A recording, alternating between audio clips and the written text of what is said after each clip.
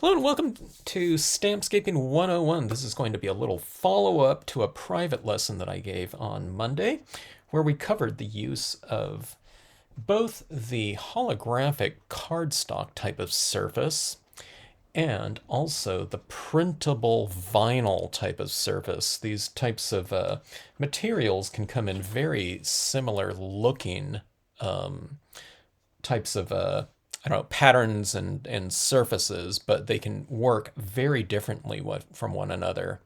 Okay, so the printable vinyl is a material that can really accept a variety of different types of water-based media, or you can use solvent inks on it, even your oil-based pigment inks, okay, and it's going to accept it.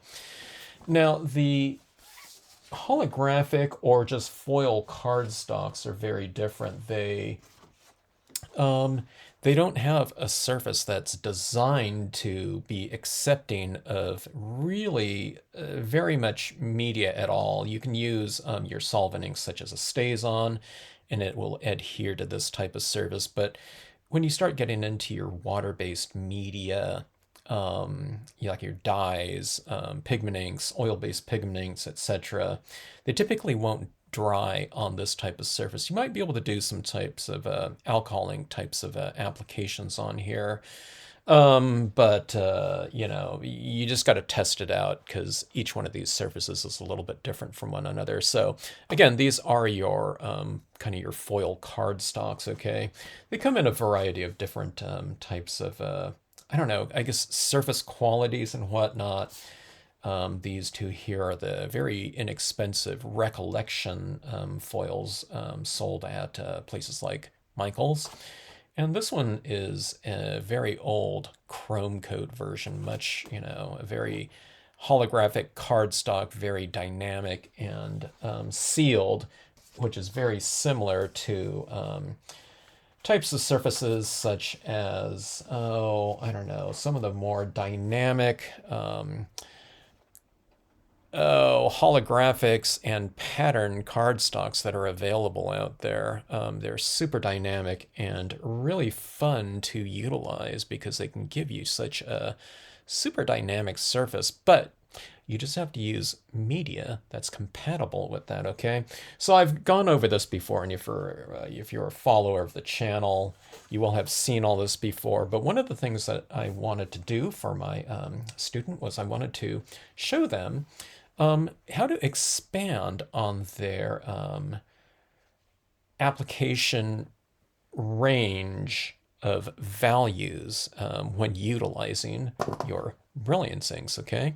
The Brilliance inks are really dynamic in that when you utilize them on the printable vinyls, they stick on there and dry very quickly because Brilliance inks are a water-based pigment ink, and they're also known for being fast drying, designed to dry on glossy cardstocks originally.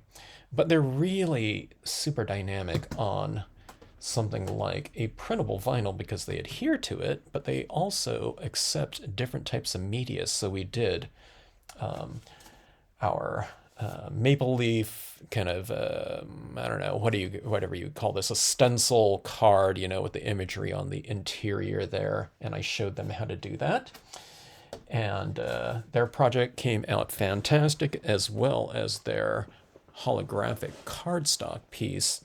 But what I wanted to show them was how to expand on kind of the application range again of their media. So what I mean by that is when they apply their inks, having it go into the whatever direction it is, typically it's the interior or something like that of a card, to get a longer range of that application, but in a kind of a tapering type of application. So going from heavy to lighter, so you can get all those mid-tone ranges of value with whatever you're applying on there, okay? So what I mean by that is, let's start off with the holographic right here. What I'll do is I'll create kind of a range of clouds or something of that nature, okay? So cotton ball right here. And what I showed them, which I show in all my videos when I'm doing this type of application of pigment ink, is what you want to do is you want to utilize a 100% cotton ball. And then when you apply this in here, it's going to get typically really quite frayed. Okay, so let me just show you this, show you how frayed it becomes. Okay, it starts to grab that cotton, and then you have this kind of frayed type of look, right? But what I had them do was get their applicator, which is the cotton ball, really set up properly. Okay, so what we do is we kind of roll that around on the, I just use the interior of my pad here. I get some more ink like that. And again, it might keep kind of fraying on you like that. So what you do is you just pat it down, and what it does is it compacts some of that ink on the surface. You can see how flat it is, and that's going to be a very soft surface because it is cotton, but it's more compact though, okay?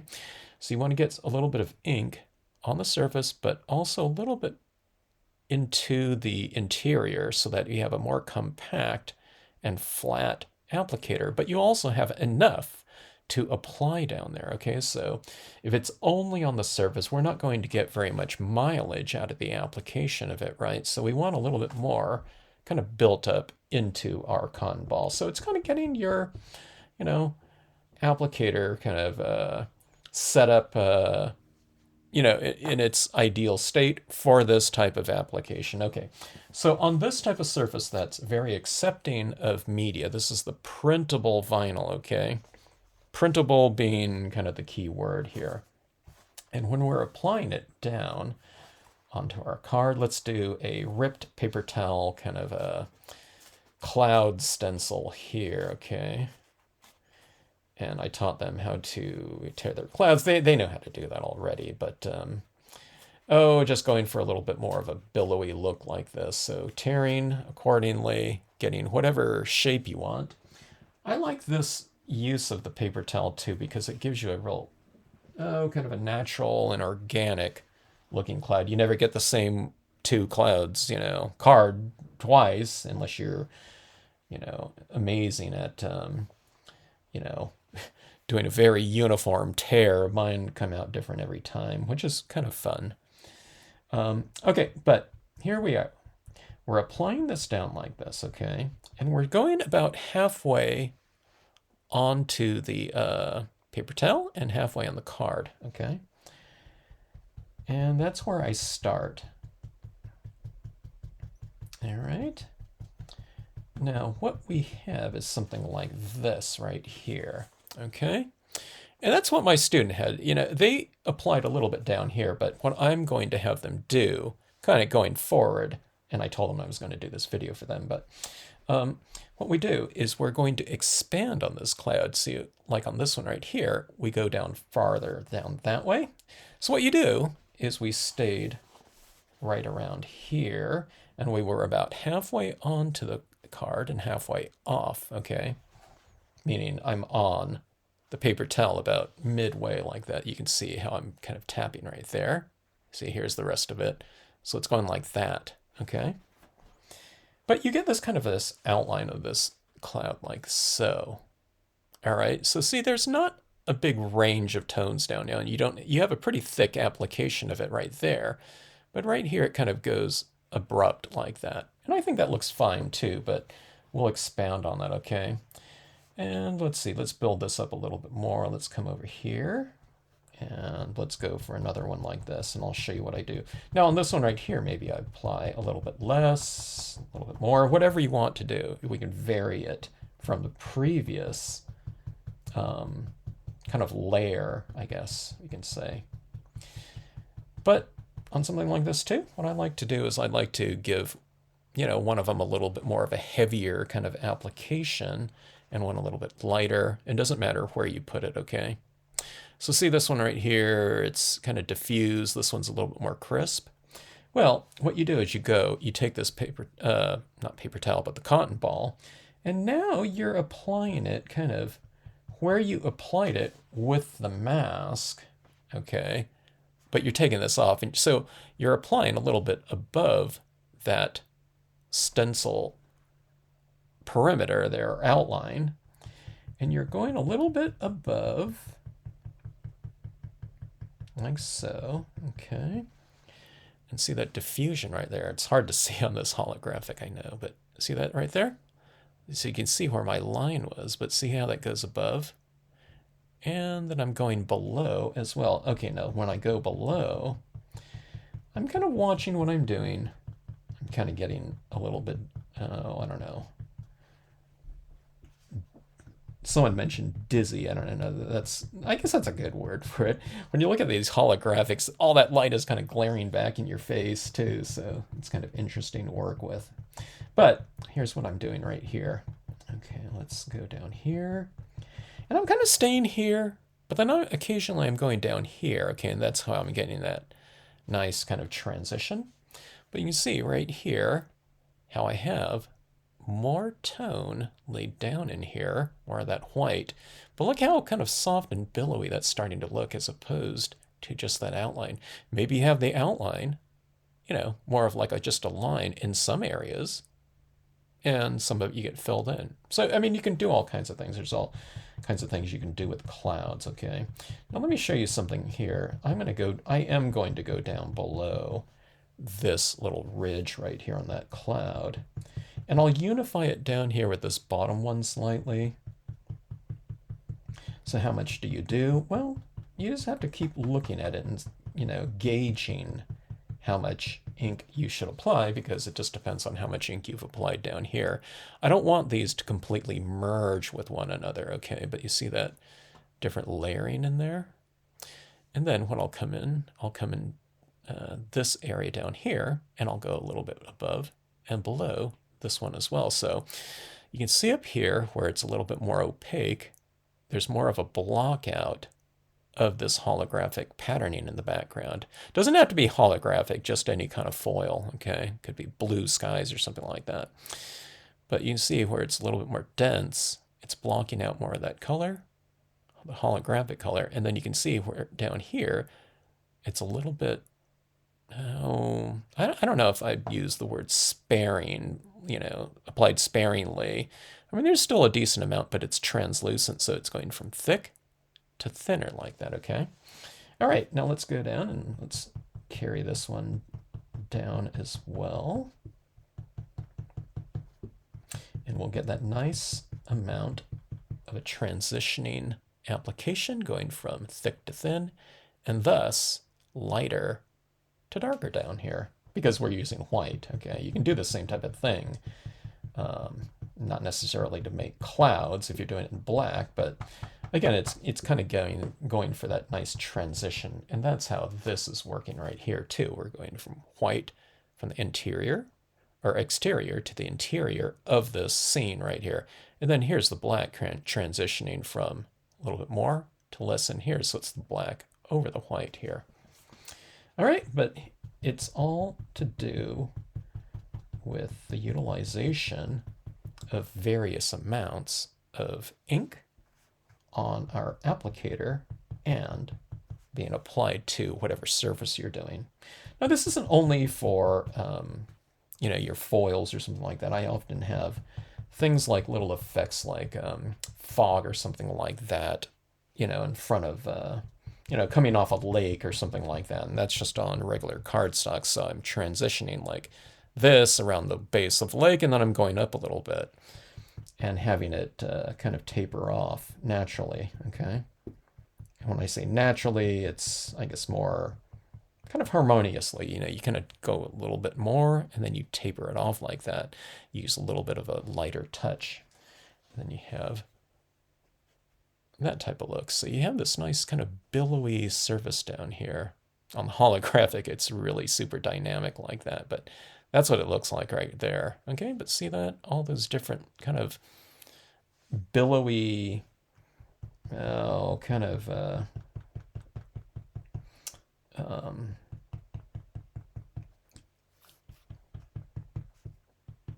don't know, I kind of rounded forms within the cloud, okay? So it's thinking of the cloud as a three-dimensional object as opposed to something flat. So you apply different amounts here and there Some amounts are a little bit more reflective looking because you have a little bit more. So in other words, you kind of hit this, and then just kind of hit a little bit thicker in some areas like that. But then you go down below it like that, and then kind of blend that area out, okay? Okay, now this is the, again, this is the printable vinyl, and this dries very quickly on here. See this right here? You know, it's pretty much dry, or it's almost dry. But there you have those kind of more natural looking clouds. I mean, I can come up here and make this a little bit more billowy or something like that. But that's all you need to do. It's a lot of freehanding going in here. And then you just kind of use kind of a lighter touch with this one and get that built up accordingly. It's a lot of tapping on here because this ink on here applies very quickly on there. It grabs that surface. So you're really utilizing kind of a drier application of your cotton ball. You don't see it happen really quickly. Okay, once in a while I do have to re-ink, and I'll just come back in here like that. And then I'll just taper it off again. You tap it a lot in those areas that don't have much or any of an application. And then you can get that nice range going from thickly applied to thinner down here. And that's, I don't know, it's about 1.5 inches, I guess, in the longest applications. All right, now let's show you this on a foil surface. It's going to be much easier to see it on this one because it's so much darker here. But okay, now where this one really grabs the ink very quickly, this one is not. The Recollection one is a little bit more porous than, say, something like this. But, you know, it's still a foil cardstock, basically. It's not coated with, I don't know, whatever it is, an emulsion coating or something like that that allows those types of printable vinyls to accept ink. This is not meant to be run through, oh, like an inkjet printer or something like that, okay? All right, let's just use the same template right here again. And you can see what's going on easier with this one. This one, it's not going to absorb and dry on this again very quickly at all.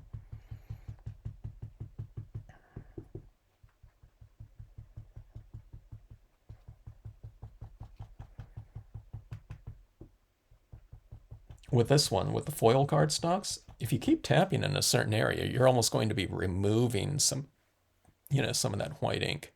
All right, so there's that. And then remember, you go a little bit above, like so. And then you go down below, okay? Now I could do this all freehand in here if I want to, but I typically like it a little bit more, oh, kind of layered. So I'm going to come in here again with this paper towel and add kind of a sharper, kind of a foreground layer of these billows, like about like that. So I get it a little bit thicker like that. And then I'll kind of taper it off like so. And see I'm coming down into that area like that. But see how this is kind of putting this above the stenciled area makes that area glow more now, right? Because you put some of that white ink above it as well as below it, okay? And then here's that sharper line like that. If you eradicate the sharp line, you can't really see it, that layer, then you can just hit it more, or you can throw your template, you know, back on here, your stencil, like that, and, you know, just redefine it like that, okay? And there you have it. See, it's a little bit lighter like that. If you want certain clouds to kind of look a little bit lighter, then do that. Now, I get a lot of comments all the time of people saying, oh, you just make it look so easy to do. Well, it's because I don't make things complicated. A lot of times, there are certain types of processes that people learn that have to be, you know, they're all about kind of exacting types of applications, okay? And certain types of things are good to be, I guess, you know, to be fairly exact or whatever. I don't do that though. I like to keep things a little bit more organic when I'm doing things. And that, to me, kind of, I don't know, the unexpected. There's an element of the unexpected that comes about. Not, it's not going to be so unexpected. I'm not going to be applying white ink on here, and oh my God, it came out red or something like that. It's going to be somewhat like this, but you can move these things around like this, okay? A template, people are, a stencil, people are usually staying very stationary, but watch this one. I can move this one around too. See, like this, and I'll go like this, and I'll come over here like this. You would never do that with like a plastic stencil typically, because it's more of an exact type of thing. But I think this is, kind of a natural looking set of clouds here. And then what you do is you just go in, right? And afterwards you fill in like this, okay? But again, here's that transitioning area coming into play. And you can have both your crisp elements of, the harder edge, of the stencil showing like that. Or you can come up and diffuse it a little bit more like this with your paper towels. You can do a little swish, to show a little bit of a cloud movement if you want to. It's really fun. Okay. You can get in this area like in here. Look at this, no rules. Let's just go back over this again. Let's just throw this right in here. We've already used the stencil, then you freehanded it. Wait a minute, are we allowed to go back in and add another? Sure, add another stenciled area like this. So I'll go like this. And here's that nice little kind of intermediate billow right in there, right? Let's make something a little bit crisper in here, just for the sake of it. I wouldn't necessarily do these. I'm not reading the cloud and saying, oh, I need that here. I just want to show you what you can do here. Okay. Okay, so you can come back in like this. But look at the kind of the development of this, area of clouds now. Okay. And I'll come back in. I'll just kind of fill that in a little bit more like that. And then we have an area of really great transitioning tones like that. All right, now this is on the foil cardstock. We're going to have to spray seal this when we're done. Spray seal after you stamp your imagery into it. Now, on something like this, the ink of choice, if you're going to stamp some images in here, maybe some foreground trees or something like that, would probably be like something like StazOn. You can use another Brilliance black that'll dry on here. The white will dry on here too, but it won't adhere very well, so you spray seal it, okay? Let's build up a little more clouds in here. It doesn't have to be bottom to top. Clouds can be coming in from any angle that you want. Maybe maybe this is bottom and this is top up here, and there's some stars or something like that in between. Let's do something like this. Here, I'll just have a simple one layer of clouds up here. We'll lay it down with our stencil. Isn't it nice that you can have kind of, any shape of cloud stencil right at your disposal? You don't have to have it printed out. You can print something out that's real kind of sharp and kind of angled, with those looping kind of arcs or something like that. I think those stencils look pretty cool. But, if you don't have that, or if you want to go for something a little bit more organic, you can hit it with something like this. So here's this little cloud up here with this space in between. Isn't that cool? But look at that. I've applied a little bit more ink right there, so it's a little bit brighter. But here comes the additional tone like this, and you go a little bit above and a little bit below. Now, if this is absolutely sopping wet, when we don't hit it, real hard, think about the application of this more like you're applying like a powder, or something like that, like a powdered, I don't know, whatever, makeup on something, okay? This is a wet medium right here, but think about it like you're applying like a powder, like a dry medium on something, okay? That's kind of the sensibility, or the mentality, I guess, of this type of process right here. But anyways, you have all these different tones in here. You have a much wider range of value changes in here too, the longer the area that's been applied. So if it's just a real kind of narrow strip, you have to kind of get your expression done in that amount of space and variation. Okay, so on something like this, where you have it a little bit more, kind of filled in like that, then we can go for a lot more variation within a larger area naturally. So that's a little refinement right there that I was mentioning to my student that was really doing some fantastic work.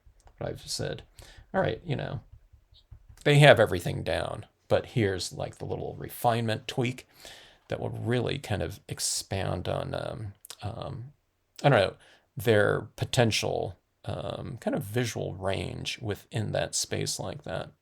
Okay, now these types of things, like I said, can be done with any of the types of pigmentings, especially on the different types of metallics, be it the the printable types, the vinyls and whatnot, like that. Okay, this would look really good with something like the Lakeside Cove Large down below, or something like that. Or something like this would be really great with the Lakeside Cove. Look at this really fun one. You can even have like an image like this, and here's kind of more of a vertical kind of opening within the clouds. That would be kind of interesting, huh? So, expand on your visual range of tones to give yourself the potential more visual variation within these types of, I guess they're, for the most part, what we would consider them as being kind of background structures to our, imagery choices in the foreground.